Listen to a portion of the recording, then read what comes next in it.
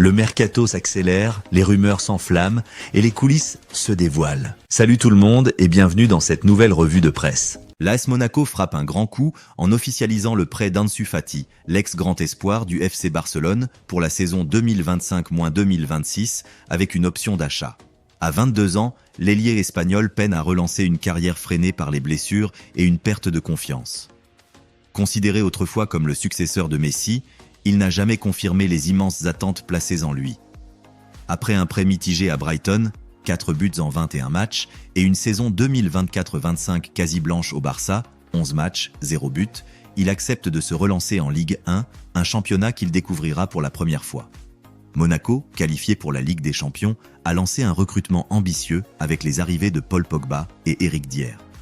En intégrant Fati, le club princier prend un pari risqué mais potentiellement très rentable s'il parvient à relancer le joueur. Le choix d'Ansu Fati est audacieux. Sportivement, Monaco mise sur un joueur en perte de vitesse, mais dont le potentiel reste élevé. Le prêt avec option d'achat limite les risques financiers. Si le club parvient à lui redonner rythme, confiance et régularité, il pourrait devenir un véritable atout offensif, surtout en Coupe d'Europe. Pour Fati, c'est une dernière chance de prouver qu'il peut redevenir un joueur de très haut niveau. L'environnement monégasque, plus calme et structuré, pourrait lui offrir le cadre idéal pour se reconstruire.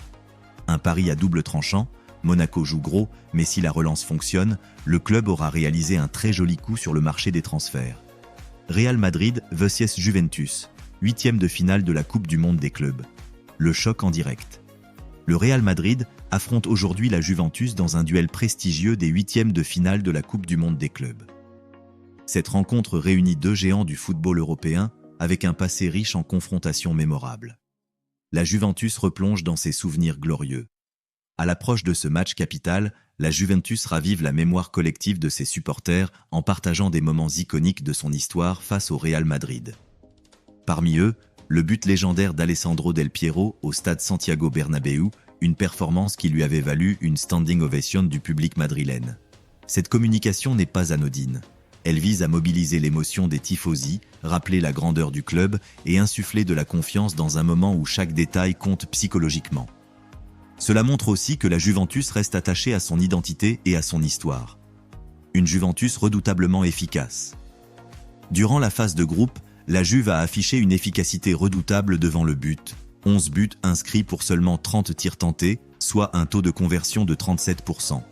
Surtout, elle affiche un différentiel impressionnant entre buts marqués et expected goals, XG, plus 5,5. Elle n'a donc pas juste marqué, elle a surperformé. Cela traduit une grande capacité à faire la différence dans les moments clés.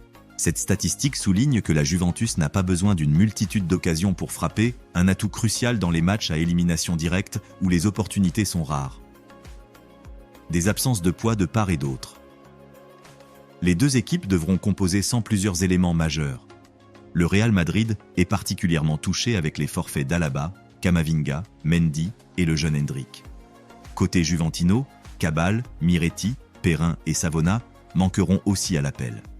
Si les deux effectifs sont diminués, l'impact semble plus important du côté madrilène, surtout en défense. Cela pourrait jouer en faveur de la Juve, qui pourrait exploiter les espaces créés par l'absence de cadres habituels. Mais attention, le Real reste une équipe expérimentée, même en rotation. Trent Alexander-Arnold sous pression face à la Juve recrutée comme élément clé dans le dispositif madrilène, Trent Alexander-Arnold devra prouver sa valeur dans ce match sans retour. Face à une Juventus compacte et disciplinée, chaque erreur peut coûter cher. Merci d'avoir suivi cette vidéo jusqu'au bout. Si vous avez apprécié le contenu, n'oubliez pas de laisser un like, de vous abonner et de partager pour soutenir la chaîne. On se retrouve très bientôt pour une nouvelle revue de presse.